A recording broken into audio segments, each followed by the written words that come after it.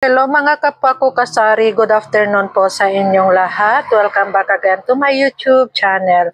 Today is March 12, 2025. Time check muna tayo. 3:45 na po ng hapon. And for today's vlog, may gusto na naman akong i-share sa inyo.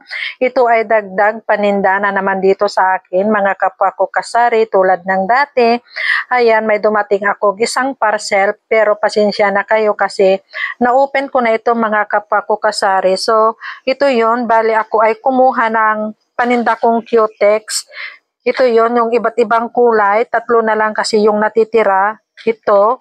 Ito at saka ito yung natitira, bali isang kulay pa yata ito mga kapwa ko kasari, kaya ako ay nagdagdag kasi marami ring naghahanap sa akin ng mga Cutex. So ito lahat yung mga napili kong mga kulay, iba't ibang kulay, pero ang ganda nito, ayan, kasi nakabox siya or nakakarton siya mga kapwa ko kasari. So, inalis ko na lang siya sa karton.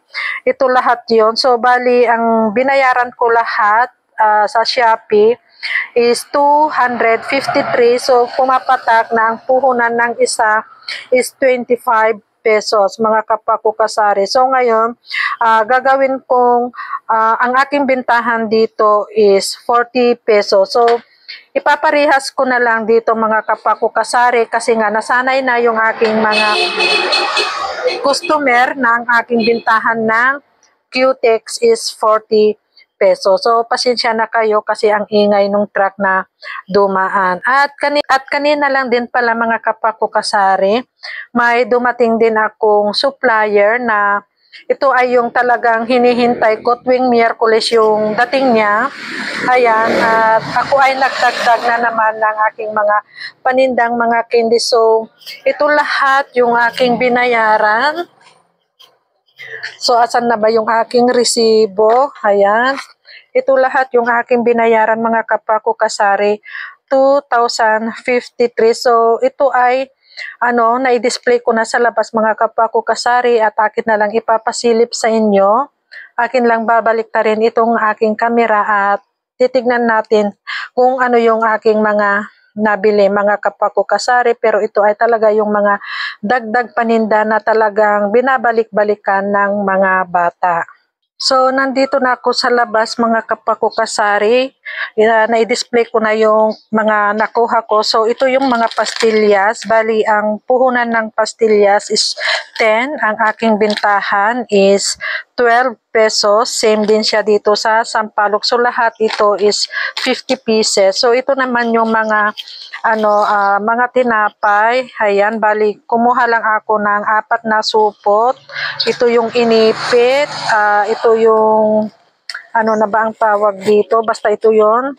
Bali, ang bintahan ko dito ng isang piraso nito is 7 pesos. At saka ito yung dagdag paninda na mga candies. Kumuha ako ng popping ice cream. Bago ito sa akin, pang 5 pesos. At saka ito, milk dodo. Ayan, pang 5 pesos din sa akin. Ito yung sinasabi ko sa inyo na mabenta sa akin ngayon, itong wax bottle candy. So, kumuha na ako ng 3 jar. Ito, ang laman nito is 50 pieces. Ang laman, pang 5 pesos lang ang aking bintahan. Bali, ang puhunan ng isang jar nito is 220. So, bali, ang tupo ko lang dito mga kapwa ko kasari is 30 pesos. So, naubusan kasi sila, yung naka-box lang sana yung gusto ko, pero yun ay 30 pieces lang. Ang puhunan naman nun is 125. Ito is 220 itong naka-jar, pero ito ay 50 pieces. So, kumuha lang ako ng 3 kasi nga ito yung binabalik-balikan ng mga bata. Kumuha ako para may maibenta lang sa kanila kasi talaga ito yung sinasadya nila dito sa aking store. Kaysa naman wala akong maibenta sa kanila, baka lumipat sila ng ibang tindahan mga kapwa ko kasari. Tapos itong bubble water, ito yon. Pang 5 pesos mga kapwa ko kasari ang aking bintahan dito. At ito pa yung dagdag na kinuha ko sa kanila. Kumuha lang ako ng tatos pang 10 pesos at 2 supot ng karaoke. Bali, ang puhunan nito is 58.